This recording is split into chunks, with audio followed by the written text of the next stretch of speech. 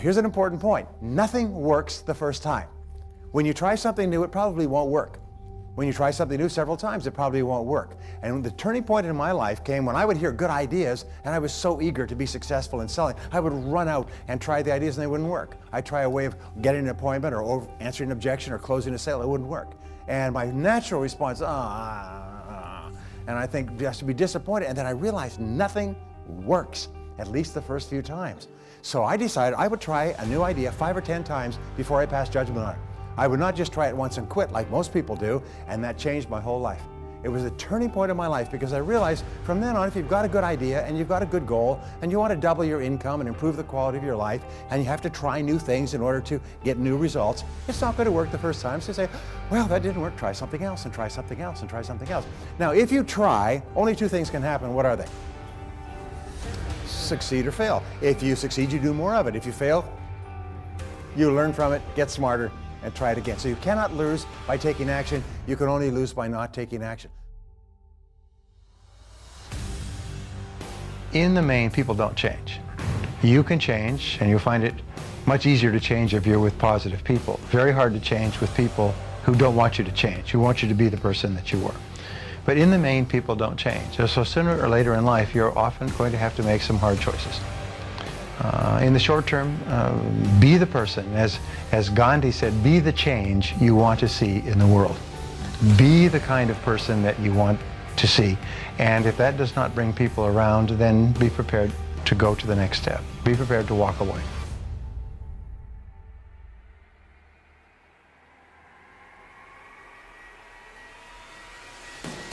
Recognize that everything that you achieve in life is going to be with the help or support or cooperation of other people.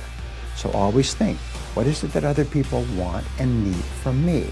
How can I help other people so they'll want to help me back?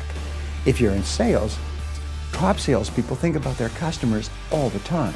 They think about who their customers are and what their customers want and how they can help them the most and how they can help them even more today.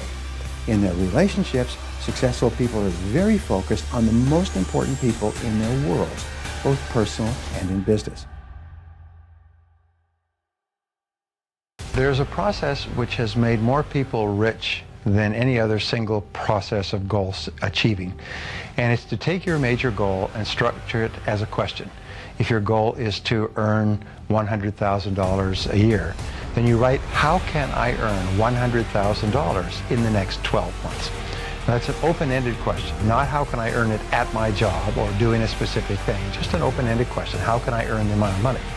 And then you discipline yourself to write 20 answers to the question. And the 20 answers are all the different things that you could think of to earn $100,000. Work longer, work harder, upgrade my skills, just get a new job, take a part-time opportunity. Whatever it happens to be, write down everything you could think of, but force yourself to write at least 20 questions, or 20 answers to the question.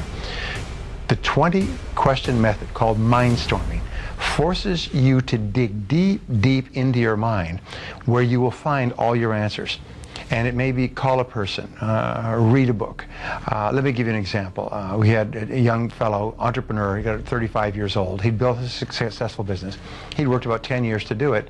And he, for 2 years, wanted to sell his business so he could take a year off and travel, enjoy his money. And so for 2 years, he just sort of floundered around like a fish on the dock, wanting to sell his business. Nobody offered to buy it. He suggested it to people. People were not interested, and so on. And in this exercise that they put him through, his 20th answer, and often it's the 20th answer that is the breakthrough, was buy a book on how to sell your own business. And it just went off like a flashbulb in his mind. At the break, he got up. It was a downtown hotel. Got up, went down to the street to a major bookstore, went and found. He was amazed at the number of books that had been written on how to buy and sell a business. So he bought 2 or 3 books. 2 months later, he had restructured, packaged his business, sold it completely, satisfactorily, and took a year off. He said, but it was just a single idea. It was a breakthrough idea. But it was so simple, just get a book on the subject. And you think, boy, that's pretty obvious, yes? But it's the most obvious answers that we overlook.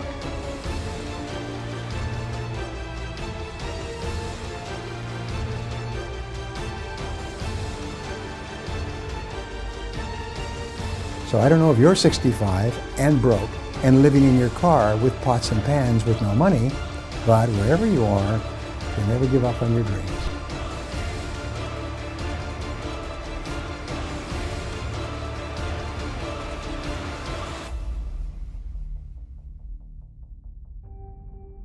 Most people have good, great goals. I want to increase my income and lose weight and get out of debt and be thin and happy and healthy and have a wonderful family. But then they decide, but before I start, I'm going to take a vacation to a beautiful place called Someday Isle. And in my estimation, 80% of the population lives on Someday Isle. Someday I'll lose some weight, and someday I'll read that book and listen to that program and join the Yes Network, and someday I'll get out of debt, someday I'll increase my income, but it's always Someday Isle.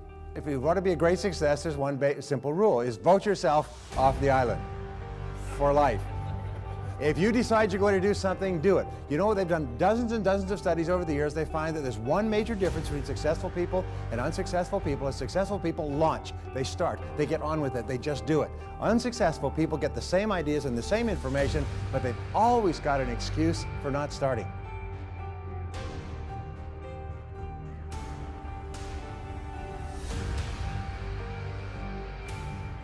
Well, Aristotle said that 95% of everything you do is the result of habit.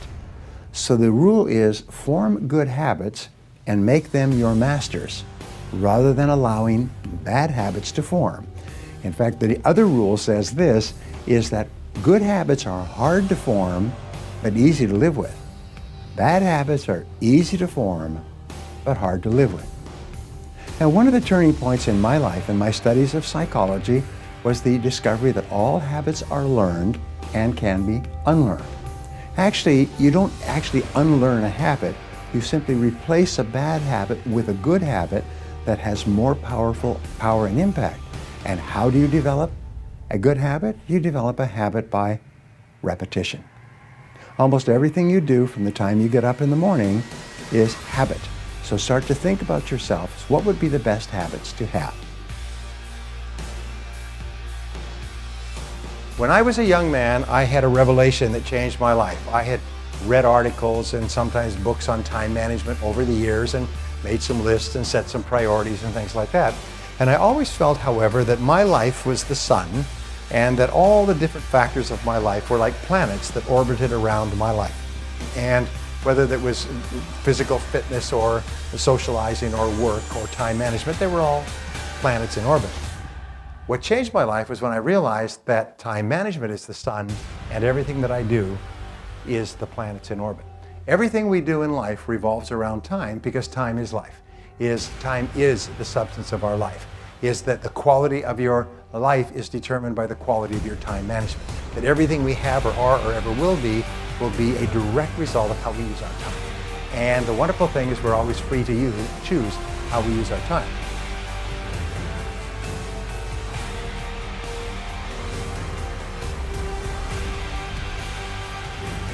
If you want to be successful in starting a business, then you study what people have learned, and everything that people have learned they've written down or shared in seminars or put onto audio programs is, I learned this from a very wise man named Kopmeyer, who spent more than 50 years studying success.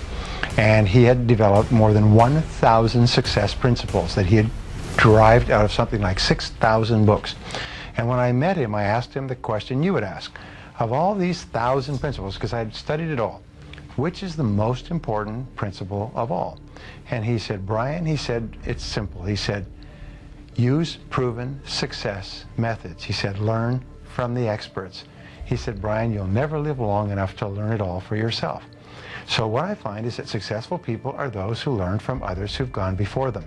Unsuccessful people try to make it all up, like a cook going into the kitchen, taking ingredients out of the cupboards, throwing them all in a bowl, and wondering why it doesn't taste good. This is why people's sales careers, why 80% of salespeople are functioning well below their potential. Only 20% make all the money. Why 20% of businesses in any industry make all the profits.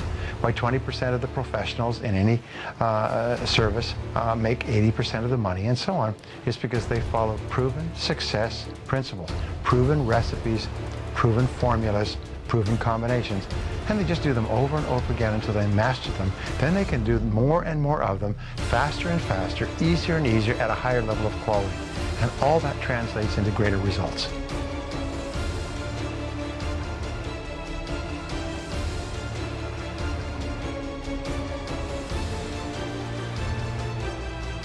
If you could only accomplish one goal in life, which one goal would have the greatest positive impact on your life? Now, for most people, especially when you're maturing in your career, when you're growing up, the biggest goal is money. If you had money, then you could buy a house, home, car, family, lifestyle, and so on. So that's quite normal. For other people, it may be a health goal. For business owners, maybe a business goal. For people with relationship problems, maybe a relationship goal. But ask yourself, if you could achieve one goal or resolve one problem, and remember, a problem unsolved is merely a goal unachieved, which one would it be? And write that down and make that the major definite purpose of your life. Make it the central organizing principle of your life.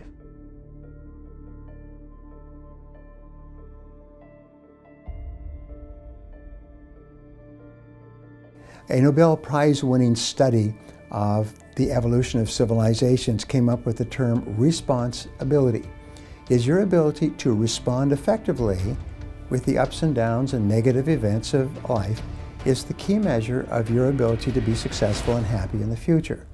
And what you do is you say, whenever you feel negative or unhappy about anything, you say, wait a minute, I'm responsible. I'm responsible for my life. I'm responsible for what happens. I can't change the past, so I'm not going to spend a second worrying about the past. I'm going to become so busy working on my future and my goals that I don't have time to think about the past.